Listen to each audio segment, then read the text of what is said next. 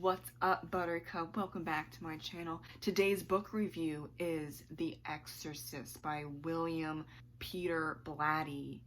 Whenever I hear Blatty, I think of Batty from Fern Gully, and then I get his song stuck in my head, and that is not appropriate.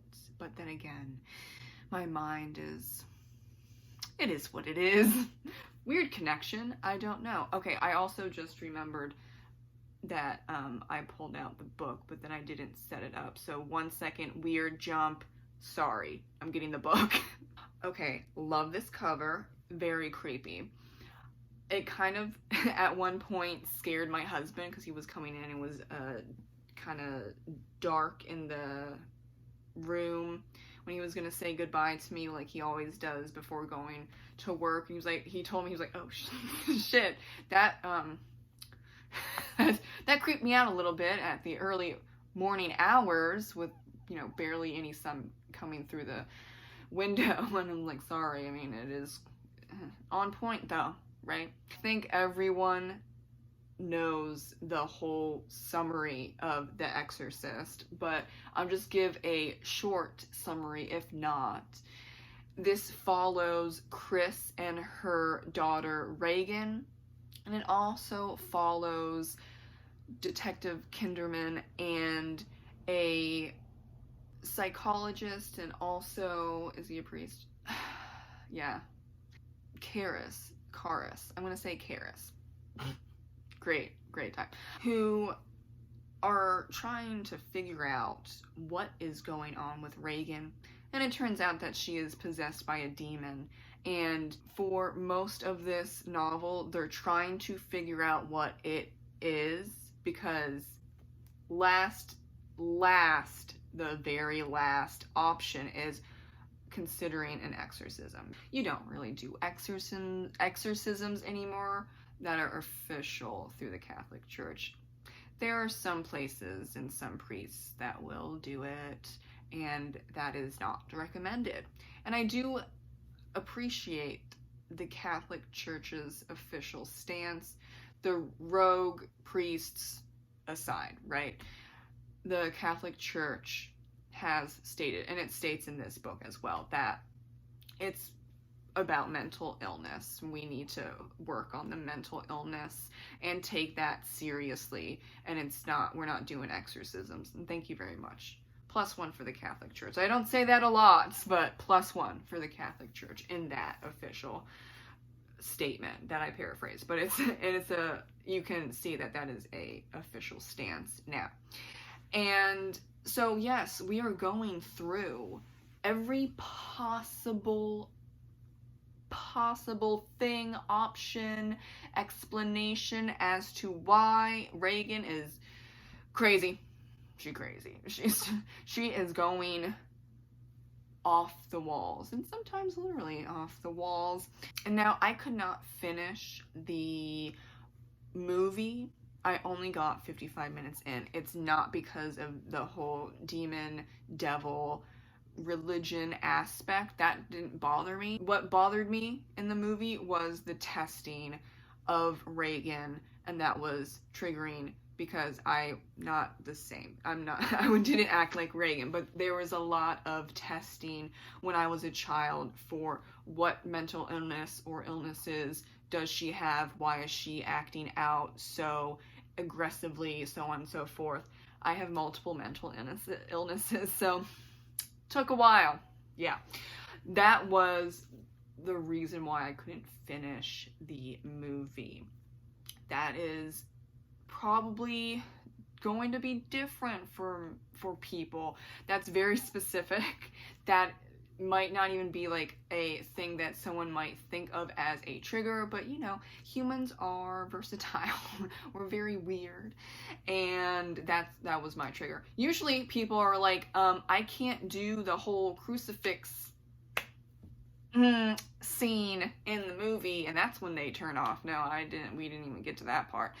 But yeah, that was also in the novel. There were a lot of things that I have heard of people who watched the full movie say that happened. I also read many summaries on the movie, and also watched some, like, a documentary online about The Exorcist, so I know what happens overall.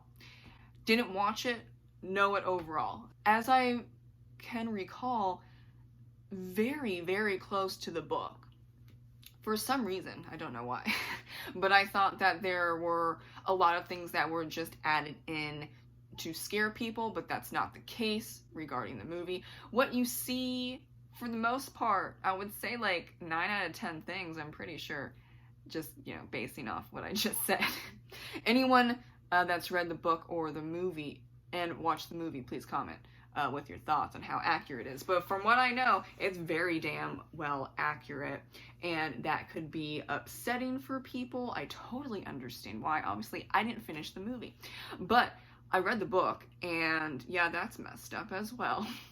But I think that reading such graphic, disturbing content is better than watching it, because you still have that sense of the actors and actresses are going through it, and there are quite a few times where they understand that this is acting, but their brains, the amygdala, doesn't get it. So there are certain parts, certain roles, certain movies or TV shows where it does mess up an actor or an actress. There are consequences to certain roles. So that's why I get a little with The Exorcist, because holy shit.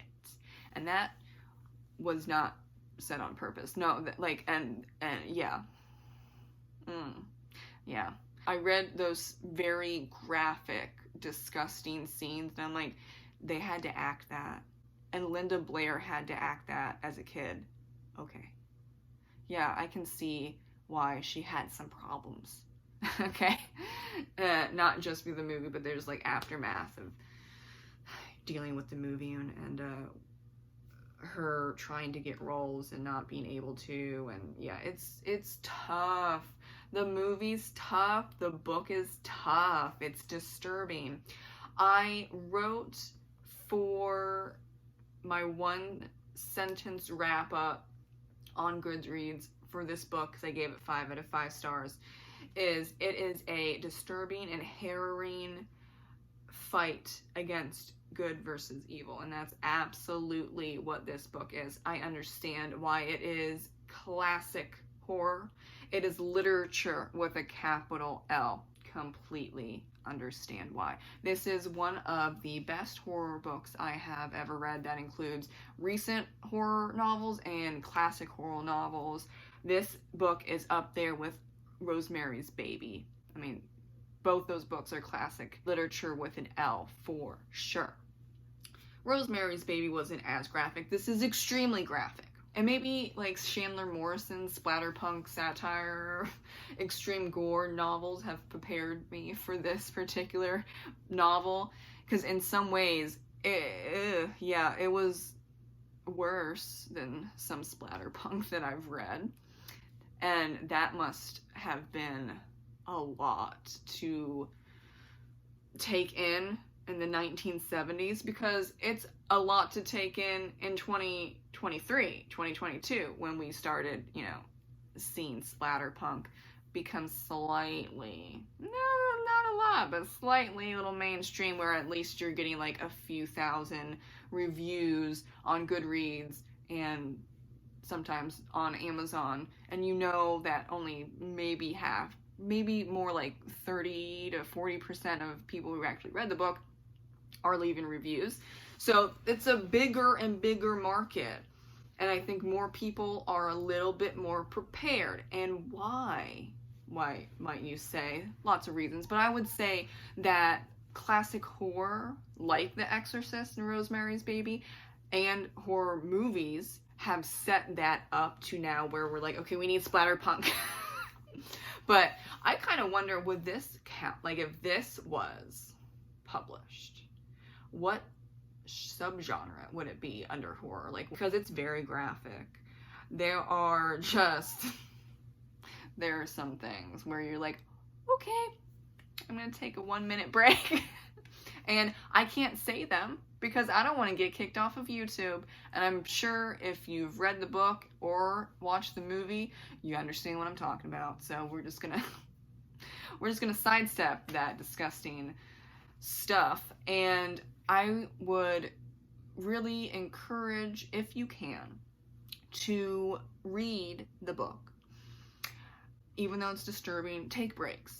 I had to take a few breaks, and I had to talk to Patrick and Brian about this because we read it together, all three of us, and we were like, okay. And a lot of places were like, okay, great,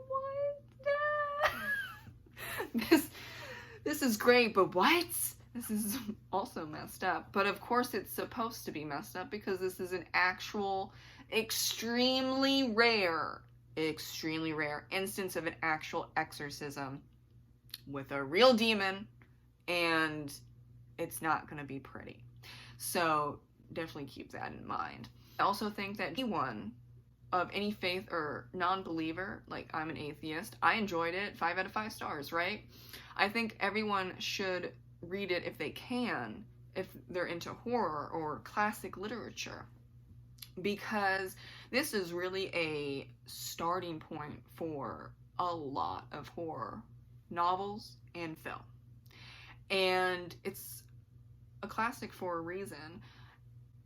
And I know that the writer was, rest in peace, very Catholic, and the book shows that, not in a bad way. There was a lot of research. There was a lot of attention to detail, which makes it even better. And he took great care in this topic and trying to show the Catholic faith and also bring in science, bring in psychology. This is the 20th century when he's writing this, in 1971 when it was published. This is the 20th century. Exorcisms? No. But in this instance, in the last part of this book, it's an exorcism. And that, I think, made it realistic, because Regan is suffering. She's suffering a lot.